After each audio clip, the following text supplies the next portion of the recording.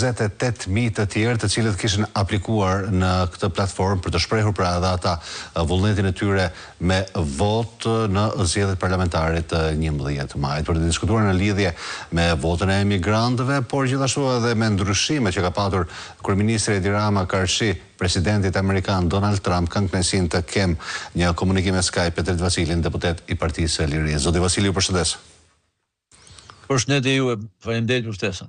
Zoti Vasili, vota e emigrantëve janë 246.000 emigrantë të cilët me 11 maj do shprehin vullnetin e tyre, pëlqim apo kundërshtim të qeverisjes që është aktualisht. Çfarë do të thotë e para për votën e emigrantëve, pasi është hera parë që ata marrin pjesë nga diaspora, dhe e dyta, a ka një orientim se si mund të shkojë kjo votë? Po, në çdo arsyetim që ne do të bëjmë së bashku, do nisemi sigurisht nga logjika e shëndoshtë dhe jo nga asnjë lloj pasioni tjetër. Fakti që nuk e luan topi është që ata mira njerëz, ka mira të tjerë cilët nuk kanë mundur të regjistrohen edhe të bëhen pjesë e këtij procesi, janë larguar gati rreth 1 milion prej tyre në këto 12 vjet e fundit. Ku shkaku i vetëm dhe kryesor është ky kryeministër dhe kjo qeverisje, e cila ka një qeverisje pleçkitse, grabitqare, e korruptuar deri në fyt, e kriminalizuar, ka krijuar dhe një tension insiguri të madhe për jetën e qytetarëve, sepse siç e dini kanë emigruar me mira nga Shqipëria, po nga të gjitha shtresat e popullsisë. Nuk kanë emigruar vetëm nga shtresat e varfra. Kemi kushte disa sa të tjerë të emigruar që kanë pasur dhe të ardhura mesatare ose dhe të mira, sepse nuk janë dhënë pa sigurt në vendin e tyre. E natyrshëm arsyetimi që shkon vetëm në një rrugë. Kjo sigurisht është një vot atyre të cilët u detyruan me dhimbje të lënë vendin e tyre, asnjë nuk e lë me kënaqësi vendin e tij. Dhe përballet me të papriturat e një vendi të huaj, sigurisht me mungesat e sigurive përkatëse që të krijon ambient dhe solidariteti në vendin tënd, e tjera faktorë që nuk po marrim kohë të shtjellojmë të gjitha, por gjithsesi mërgimi është një plagë e madhe, një vendim shumë i vështirë, po i marr nga halli i madh.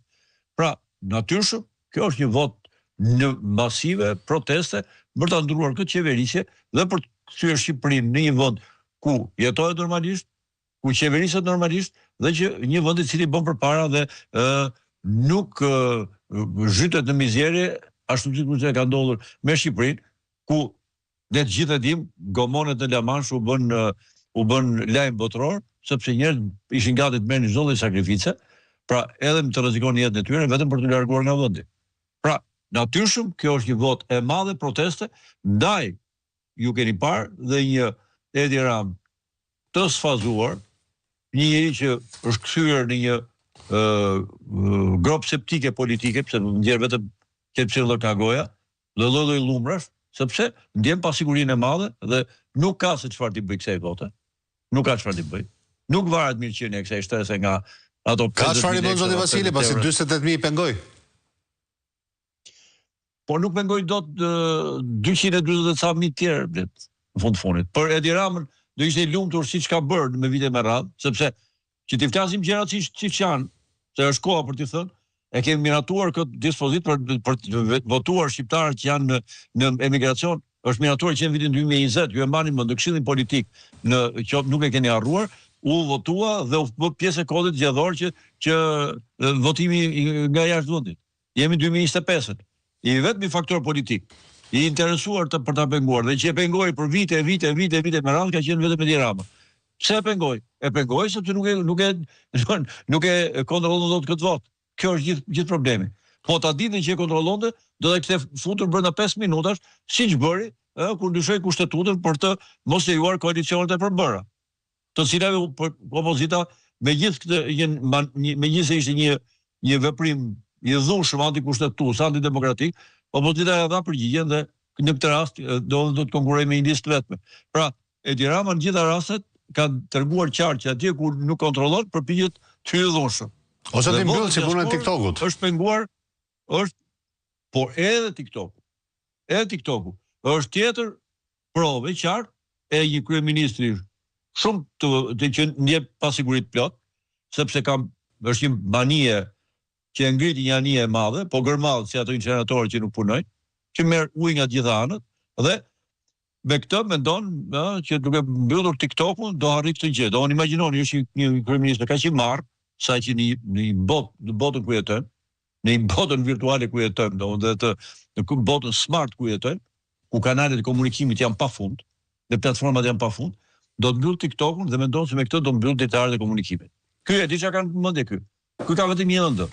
Ky ka ëndër në Shqipëri, vetëm një televizion shtetëror, siç ishte para viteve 90, ku do fliste, do qante, do bënte nevojat e tij fiziologjike, dhe vetëm ky në televizion do ishte televizioni i tij. Kjo është çmenduria që ka. Jashtë çdo lloj sigurie absolute të saj tjetër, ky është njëri i trembur deri në palc. Dihet, Edi Rama është njëri që të merrohet, njëri që s'bën zgjedhje partinë e tij, e keni parë. Sepse çdo lloj votimi o duhet ta kontrollojnë 100% ose ndryshe, ose bëhet si çmendur, ose fillon presionet, ose hedh parat, ky njeri nuk voton dot në mënyrë demokratike, në mënyrë normale, pra njerëz të shpreh vullnetin e tyre pa presion dhe pa kërcënime, pa shantazh. Kjo është edhe halli i madh dhe pengesa e madhe i bëri për vite me radhë që nuk lejoi shqiptarët të votojnë në emigracion. Dhe prandaj shqiptarët e emigracion duhet votojnë kundër Edi Ramën, sepse është një që ka penguar qëllimisht për vite me radhë që mos votojnë. Është edhe një formë shumë demokratike në kuptimin më të mirë të fjalës për t'u hakmarrë dhe njeriu që u ka privuar një të drejtë kushtetuese që u takon. E qartë, por duke qenë